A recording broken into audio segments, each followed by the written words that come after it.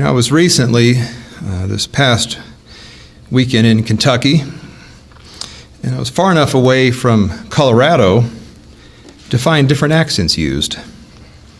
But even that far away in a different part of the country, not everyone and not everywhere had maybe a middle southern accent. There were people that had very kind of homogeneous accents, and as you went out to the country, maybe a little bit deeper drawls. And there are a whole range of reasons for dialect differences, which I don't want to get into today. But what I want to focus on is the distinctness of accents. If you put people in a room from Colorado, Newfoundland, Texas, Alabama, maybe even the Bronx, you would find a few things. Only one would probably be speaking normal English. Colorado. But you could probably determine where all of these people were from based upon their accents.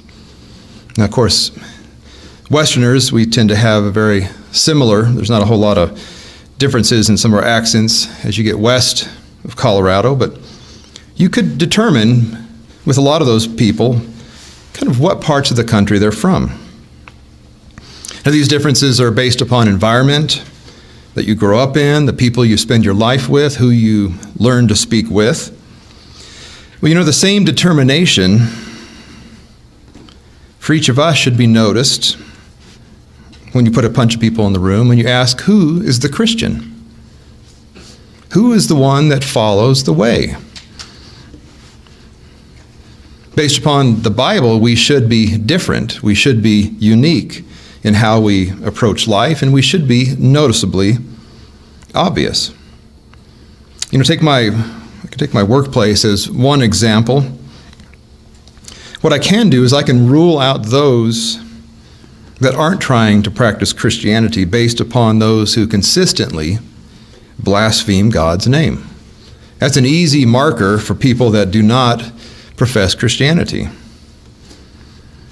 Likewise, I can also, with the people I do know that practice, a worldly Christianity, they have very good language. They have a difference when talking with them that you can pick up quite easily when you're around people that constantly blaspheme God's name.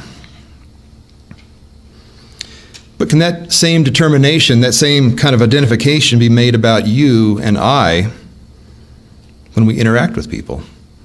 It's a question we should be asking ourselves. We must look like a Christian when we are heard and by our actions. That's critical to us following after this way. And we have to also have a desire to be labeled as such. We must take hold of that identification, that ability to stand out as we're called as lights to this world. We have to have a desire to be that way. We're not going to be that way by hiding ourselves in crowds. And of course, that isn't always easy. It's easy to fail. We all fail at times in trying to stand out. Sometimes it's easier to blend in, but that's not what we are called to do. When Peter was confronted on the night that Christ was crucified, he was physically identifiable because of his accent. He was not, however, recognizable as a Christian based upon his actions that night. Turn with me to Matthew 26. Early in his life, he failed to stand out or have that desire to stand out in a crowd. Matthew 26, beginning in verse 69. Now Peter sat outside in the courtyard, and a servant girl came to him, saying, "You also were with Jesus of Galilee." But he denied it before them, all saying, "I do not know what you're saying." And when he had gone out to the gateway, another girl saw him and said to those who were there, "This fellow also was with Jesus of Nazareth." But again he denied with an oath, "I do not know the man."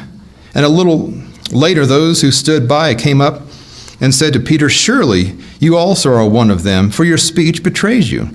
Then he began to curse and swear, saying, "I do not know the man."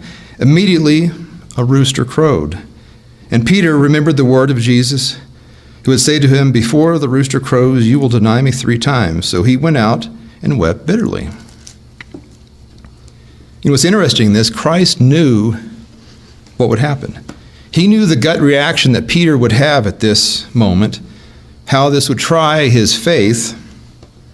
But what was important, Christ saw within Peter characteristics that would help him change, that would help him become someone who in speech and who in action was unmistakably Christian.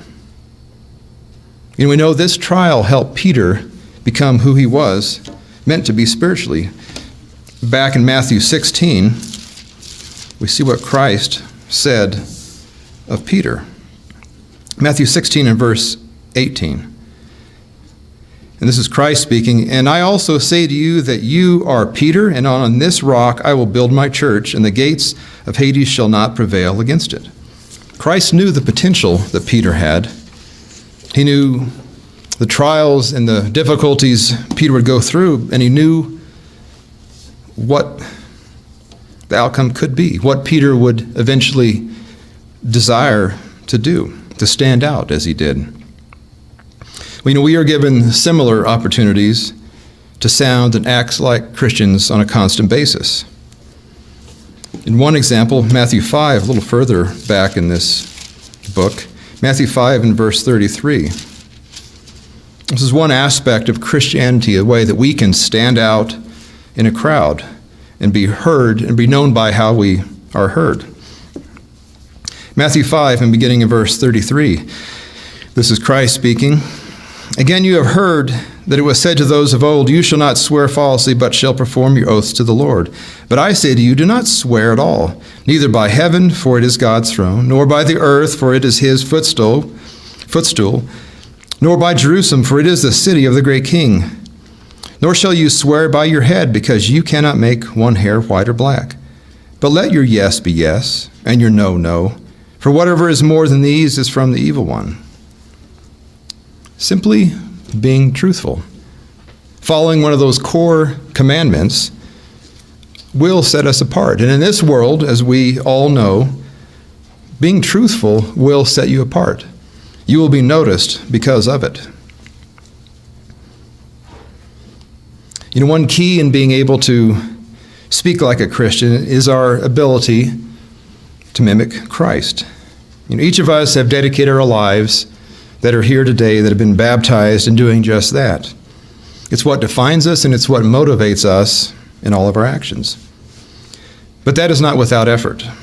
You know, we must control and safeguard this understanding, this ability to stand out, because there is always a tendency to let a little slacken to the line and lose that prize that we're fighting so hard to achieve. You know, Christ's accent to us should sound normal.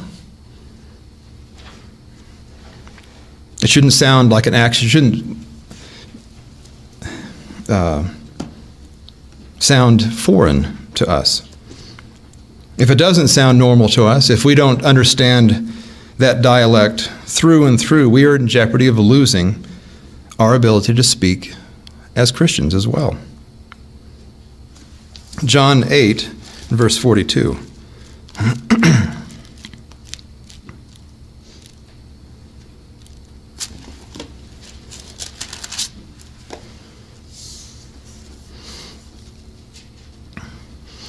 John 8, beginning in verse 42. "And Jesus said to them, 'If God be your Father, you would love me, for I proceed forth and came from God, nor have I come of myself, but he sent me. Why do you not understand my speech? Because you are not able to listen to my word. You are of your father, the devil, and the desires of your father you want to do, for he was a murderer from the beginning and does not stand in the truth, because there is no truth in him. When he speaks a lie. He speaks of his own resources, for he is a liar and the father of it.'" You know, Christ sounds foolish to a world that doesn't have ears to hear him. And look at the way that he is mocked throughout our culture, throughout our literature, throughout our entertainment, constantly being mocked and blasphemed. This society is a people that does not hear Christ like we are able to hear Christ. He seems foolish. Romans 16, beginning of verse 11.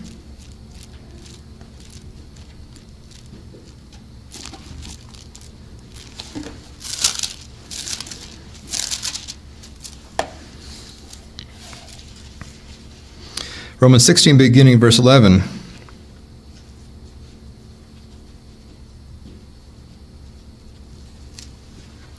That's not the right one.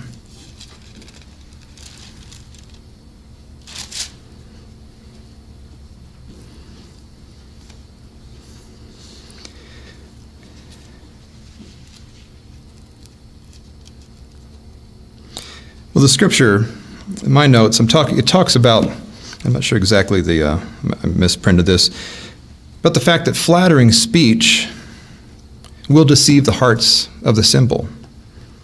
The flattering speech of wanting to hear ourselves serves our own interests, fills our own bellies. It does not flatter God. Our speech, brethren, has to flatter God. It has to sound like Christ. It has to sound like God if we are to stand out in this world. You know, it is critically and necessarily important for us to stand out and be noticed as Christians. By serving Christ and not our own desires, we will be noticed. We will have unique accents. We will be thought of as foolish. We will be scorned because of all we believe. But to God, who judges mankind, we will have a voice that sounds just like His.